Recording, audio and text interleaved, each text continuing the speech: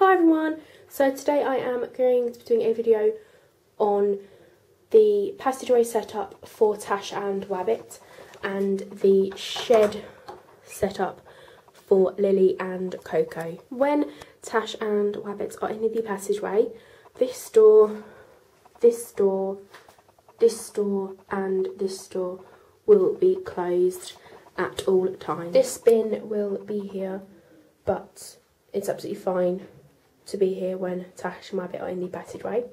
There's going to be one chew tube here and one chew tube here, and then I've got this box which had Lily and Coco's cage in it, but now it's not being used for anything, it's just a cardboard box. I have made a den out of it for Tash and Wabbit, so Tash and Wabbit are currently in there nice and snuggled up, and they've got some hay in there and a couple of poops which I'm going to clean out when they go back in their cage later on.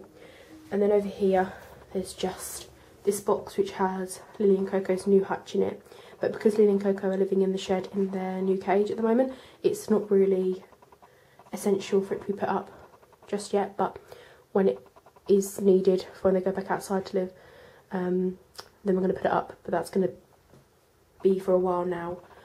But when that time comes, it will be up in time for them to live in it. And then down here we just have a water bowl, a food bowl, and they are a litter / hay tray, and then the rest of the flooring is for them to run around in. So yeah, that's the setup for the passageway for Tash and Wabbit. Now on to the shed setup for Lily and Coco. Now, when Lily and Coco are in the shed on the floor and in their cage, they need to be supervised. But on the other hand, Tash and Wabbit do not need to be supervised when in the passageway. So that means that I would have to stay with Lily and Coco at all times and supervise them at all times when they are in their cage and on the shed floor,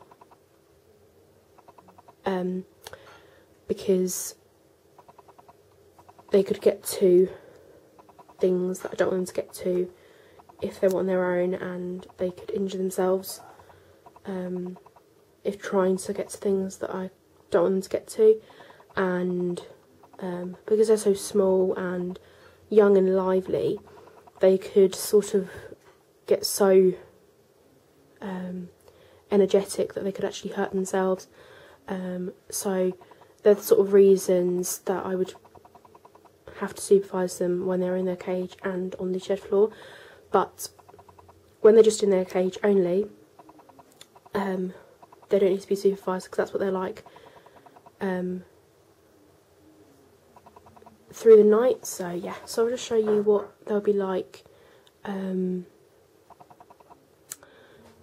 when they are in their cage and on the shed floor. So this is what their cage will be like when they are in their cage and on the shed floor, and then this is what the shed floor will be like when they're allowed on the shed floor and in their cage. So just got all these mats down, and that's what the cage would be like. And obviously, because I'm going to be supervising them at all times when they are on the shed floor and in their cage, this is what it's allowed to be like. But if they were ever left on their own, I'd have to buy sort of like